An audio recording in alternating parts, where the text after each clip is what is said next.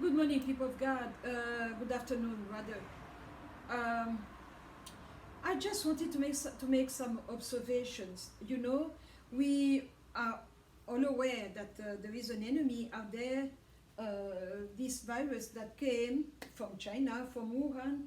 It's a small virus, but very lethal and killing and breaking families and taking lives.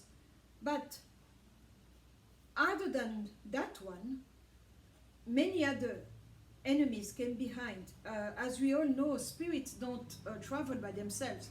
There's always the main one and then smaller ones. And this time around, actually in the book, I think it's Matthew 12, uh, our Lord talks about spirit traveling in packs of seven. And so I was watching the news. I don't watch the news as much as I used to because I don't want to be preached to another gospel than the kingdom's gospel. So I watch just to get, the weather and things like that, and then I turn it off. The TV is off. I don't want to be uh, depressed by what they are saying because there is an agenda, there is a voice speaking out, and I'm listening to another voice, and I rather stay with this one than that one. So having said that, they were talking about numbers, about statistics, that we have more people, male and female, um, addicted to pornography ever since the confinement. I mean, the confinement started.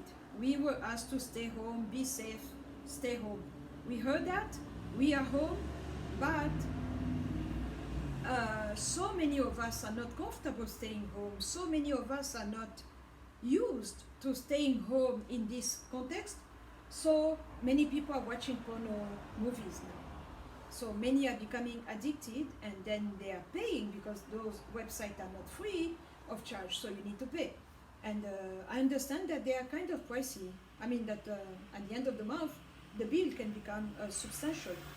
Uh, Shelters do not have room anymore because of domestic abuse. Many women are fleeing home to go seek refuge in a shelter of abused women. We have more alcohol, wine, and high liquors like spirits that are being sold more so now than we did before the corona. And then we have more people smoking cigarette and marijuana now than we did before the corona. So what saddened me, I was really sad. I saw this child, she was 17. She hung herself in Northern California because she could not take it. The stay home like that made her lose her mind. And so she hung herself on the balcony, I think it was. And then you have these people who are, they used to be depressed and being in being forced to remain home made them more addicted to substance abuse and all that. Those, I mean, everything that I just named here came because of the coronavirus. So that it's like a comet that comes, but that has a tail, and this is what we are seeing. We know that corona is here, and we are seeing now what is happening, and it's not pretty. So we need to have the Holy Spirit. We need to know God. For me, my life hasn't changed. I pray the same. I've been doing this for 17 years. So 4 years ago, I was talking to God the same way that I'm doing today. So the fact that we have enemies outside didn't change my way of seeing God or talking to Him or relating to Him. And He's my friend. He's my friend. He's my father. I don't know how many times per day do I talk to him. I don't even count. I mean, he's such a part of my life that this is my life.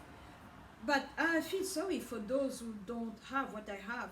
I feel sorry for them because when everything was going well outside, people didn't see the need of having God. But now that we see people becoming sick, and then we see that all these medical conditions, they're talking about underlying medical conditions, and we hear that people of African descent are dying more here in America. and that makes me sad. So I'm praying for my people. I'm praying for all those who have been afflicted by this disease. I'm praying and standing in the gap so that the Most High will have mercy on us, so that the Most High will give us solutions, so that only He can do that for us. There is no one. There is no one who can do it better. No one who can save. I told you about it last time. Every so often we receive these message on the phone or the iPad or the desktop saying there is an update at midnight. Apple is going to update something. They don't tell me what is in that update, but because it's an Apple product, they are going to send it in my things, and so because it's Apple, I'm waiting for Apple to update me. I will not go to Sony, I will not go to Samsung. So because we were created by God, the Most High, we need to go back to the Most High so He can update us, so He can take us to another level, so He can boost our immune system, so that He can fix us, because He's the only one who can take care of this whole machine, because He created it. So my body, my soul, my spirit, only God can fix me. So we need to go back to Him the right way. We need to go back to Him and give it to Him, because He said, cast all your cares upon the Lord, for He cares for you. Yes, He does. He cares for you. He loves you, and He is our Father. So He knows what we need. He knows. And so let's go back to get our updates from Him in this perilous time, because He will give updates for the soul, for the spirit, and for the physical body. I cannot tell you how many times He healed me this week. This was, I thought that I knew spiritual warfare, but this one was weird, because there were demons, and then you had people from my family. It's like they've been waiting.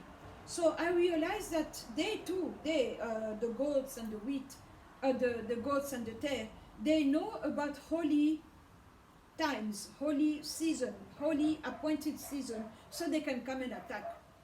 They had really, it was like a crossfire.